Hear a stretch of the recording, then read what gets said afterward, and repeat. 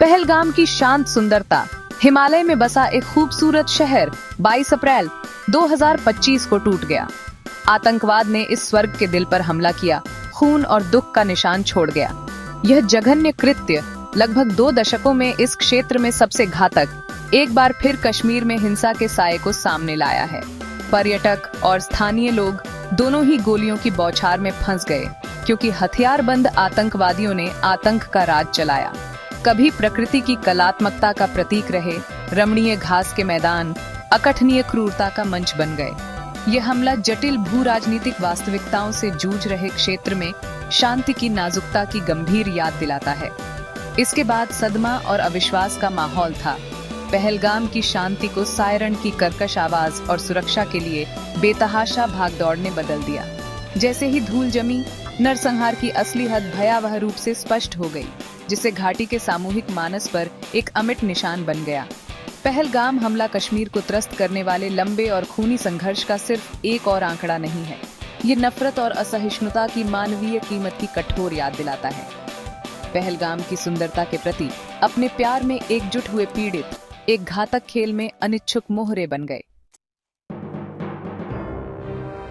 पहलगाम हमले के बाद अपराधियों की पहचान करना सबसे महत्वपूर्ण हो गया। जांच ने एक खौफनाक सच्चाई का खुलासा किया। हमले को पाकिस्तानी नागरिकों और स्थानीय कश्मीरी गुर्गों के घातक मिश्रण द्वारा अंजाम दिया गया था।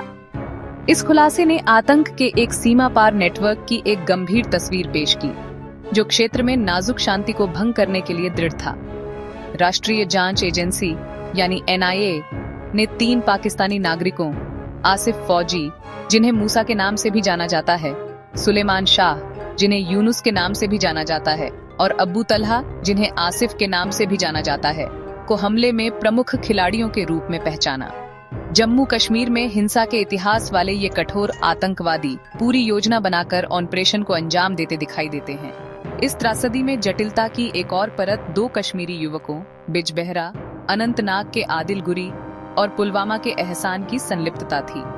रिपोर्टों से पता चलता है कि इन युवकों को हमले को अंजाम देने के लिए अपनी मातृभूमि वापस भेजे जाने से पहले पाकिस्तान में कट्टरपंथी बनाया गया और प्रशिक्षित किया गया था। उनकी कहानियां कट्टरता की कपटी प्रकृति की एक भयावह याद दिलाती हैं, जहां कमजोर युवाओं को नफरत और हिंसा के जाल में फंसाया जाता है। पहलगाम हमला इस खतरनाक प्रवृत्ति के दुखद परिणामों पर प्रकाश डालता है, जहां युवा जीवन को एक भयावह एजेंडे की पूर्ति के लिए इस्तेमाल किया जाता है। पहलगाम हमला अपनी क्रूरता में द्रुत शीतन था, लेकिन यह आतंकवादियों का तरीका था जिसने जांचकर्ताओं की रीढ़ की हड्डी में कंपी भेज दी। उर्दू में बोलने वाले आतंकवादियों ने अपने पीड़ितों को अलग करने के लिए एक द्रुत शीतन रणनीति अपनाई। उन्होंने व्यक्तियों से अपनी धार्मिक पहचान साबित करने की मांग की, उन्हें इस्लामी प्रार्थनाएं पढ़ने या शारीरिक निशान दिखाने के लिए मजबूर किया। जो लोग इस बर्बर परीक्षा में असफल रहे, उन्हें बेरहमी से मार डाला गया, जो हमले की ठंडे खून वाली प्रकृति को उजागर करता है। सांप्रदायिक तनाव को भड़काने के उद्देश्य से की गई यह रणनीति केवल हताहत करने से परे एक अधिक भयावह उद्देश्य की ओर इशारा करती है। आतंकवादियों की कार्रवाइयों को योजना और समन्वय के एक स्तर द्वारा चिह्नित किया गया था, जो एक अच्छी तरह से तेल वाले नेटवर्क पर संकेत देता था। उनके स्थान का चुनाव, एक लोकप्रिय पर्यटन स्थल और हमले का समय पीक सीजन के दौरान हताहतों की संख्या को अधिकतम करने और दूर दूर तक भय बोने के एक गणनात्मक प्रयास का सुझाव देता है। इसके अलावा आतंकवादियों की घाटी में अज्ञात रूप से घुसपैठ करने की क्षमता और इलाके से उनकी परिचिति सुरक्षा में एक चिंताजनक चूक और स्थानीय समर्थन की संभावना की ओर इशारा करती है।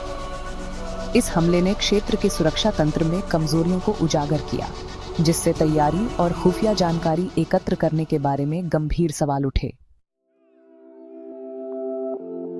राष्ट्रीय जांच एजेंसी यानी NIA ने पहलगाम हमले के अपराधियों को न्याय के कटघरे में लाने के लिए दृढ़ संकल्प के साथ जांच का कार्यभार संभाला। महानिरीक्षक विजय सखारे के नेतृत्व में एजेंसी ने एक व्यापक जांच शुरू की, हमले से पहले की घटनाओं को ध्यानपूर्वक एक साथ जोड़ा और हर सुराग का पीछा किया। भारत में कई हमलों में अपनी भूमिका के लिए कुख्यात पाकिस्तान स्थित आतंकी संगठन लश्कर-ए-तैयबा यानी LET पर तुरंत संदेह हुआ। एनआईए इस साल की शुरुआत में कश्मीर के खिलाफ धमकियां जारी करने वाले एलईटी के एक प्रमुख कमांडर सैफुल्लाह कसूरी की संभावित संलिप्तता की जांच कर रही है। जांच में हमले में पाकिस्तान के हाथ होने के पुख्ता सबूत मिले हैं। घटनास्थल से प्राप्त तकनीकी डेटा खुफिया रिपोर्टों के साथ दृढ़ता से सुझाव देते हैं कि हमले की योजना बनाई गई थी और सीमा पार से समन्वित किया गया था। इस खुलासे ने भारत और पाकिस्तान के बीच पहले से ही तनावपूर्ण संबंधों में और तनाव पैदा कर दिया है। हुई प्रगति के बावजूद जांच में महत्वपूर्ण बाधाओं का सामना करना पड़ रहा है।